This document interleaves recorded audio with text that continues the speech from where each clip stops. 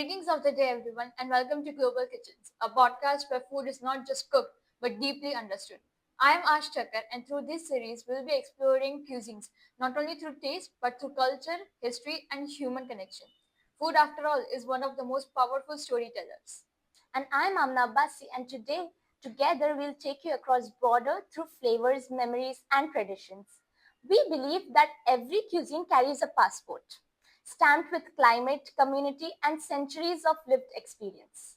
This podcast draws inspiration and philosophy of IIHM hotel schools, where hospitality education goes beyond recipes and techniques and includes all the cultural awareness and global responsibility.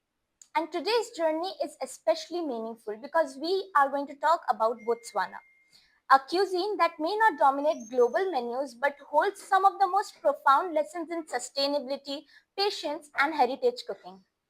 Amna, let me begin this by asking you a question to set the tone. When people talk about slow food, what usually comes to their mind?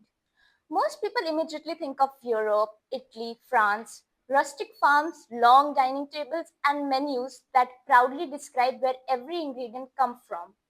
Slow food today is often marketed as a luxury experience.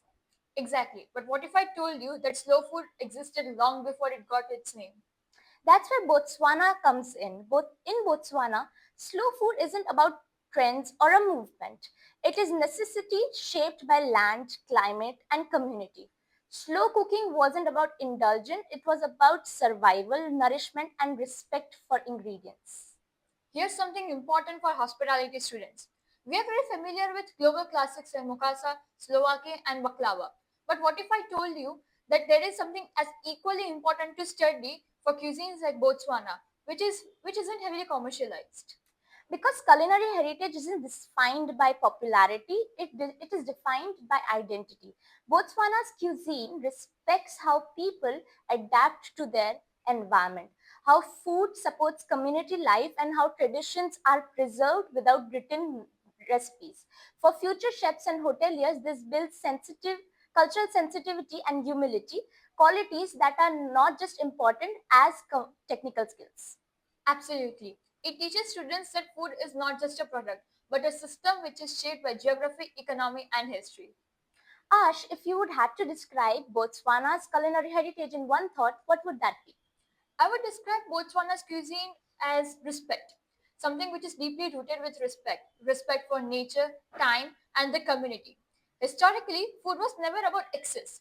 Food was communal, meals were shared, and ingredients were fully utilized. There was a deep understanding that food connects people, not just nutritionally, but socially as well. That communal cooking is central to Swana culture.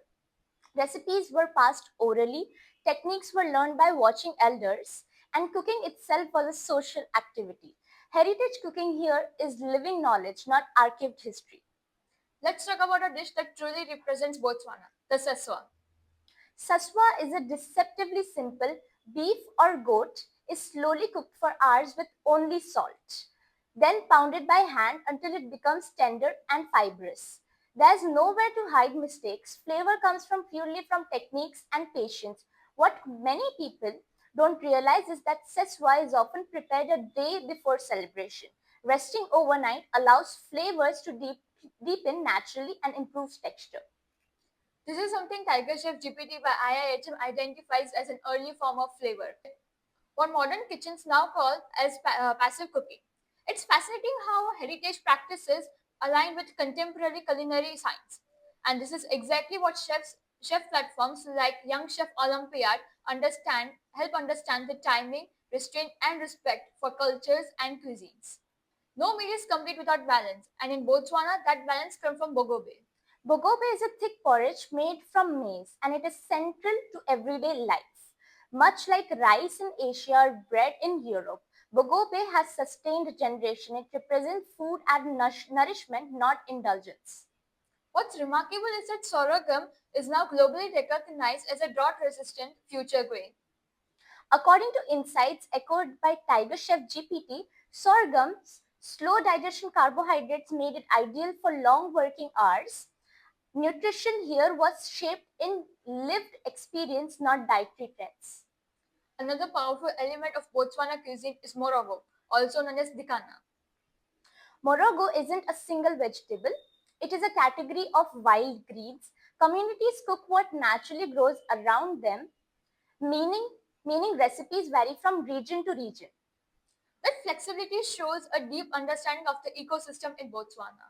Exactly. Tiger Chef GPT categorizes this as adapting for aging, where cuisines evolving in direct response to nature. For competitions like YCO 2026, this kind of ingredient intelligence is invaluable. We also see fermentation through medulla, Botswana's traditional sour milk. Long before modern science spoke about probiotics, fermentation was used for preservation and gut health. Add that slow boiling over firewood, pounding meat manually, sun drying grains, and cooking in cast iron pots. These techniques are energy efficient high demand of but require high demand of discipline and patience. You can't rush heritage cooking, and that's a powerful lesson for modern kitchens. Sustainability is often discussed in the modern concepts, but Botswana has practiced it for centuries. From nose to tail, cooking and seasonal eating to community sharing and minimal waste, sustainability is built in tradition. Tiger Chef GPT often describes such cuisine as low interventive cooking systems.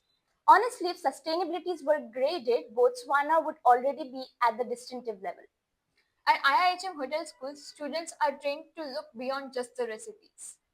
And through the Young Chef Olympiad, they just don't compete, they become cultural ambassadors. YC 2026 brings together young chefs from around 50 countries, which turns kitchen into spaces for a cultural dialogue. Botswana's cuisine reminds us that heritage is not frozen in the past, it's alive, evolving, and deeply relevant today. It teaches us that powerful food doesn't need complexity, but requires patience, respect, and meaning. Until our next journey, keep exploring, keep listening, and keep cooking.